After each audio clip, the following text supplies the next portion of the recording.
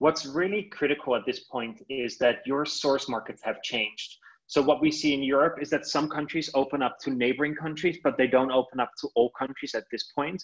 So that means that if, I'm based in Prague myself. So if I was running a hotel in Prague, my core source markets used to be France and the UK and Russia and the US.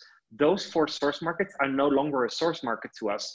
Suddenly, Austria, Germany, Slovakia are core source markets for the new travel. So what I need to do is go back to my website and make sure that it talks to those customers in a different way. And probably most of the customers initially will be leisure travelers, because most businesses don't allow too much travel at the moment.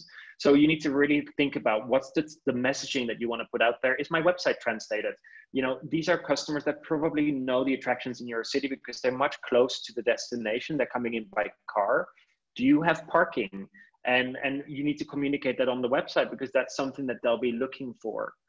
And then I think over communicate is probably the message right now. There's definite stages to how hotels open up. And I think the first 2 months of opening up, it means you need to communicate and don't assume that they understand how it's going to work. There's a fear about travel because you're traveling to an unknown destination, and they wonder, like, what do I do when I walk through the hotel? Is my room going to be cleaned? Was there a person in my room yesterday? So is there a heightened risk of infection? And I think at this stage, the best thing you can do is communicate too much rather than too little. Whereas previously we were always worried about oversaturation. I think you can't communicate enough at this point, but that at some point you need to pull back as well, because once people get used to travel again, you need to pull that back to the new normal.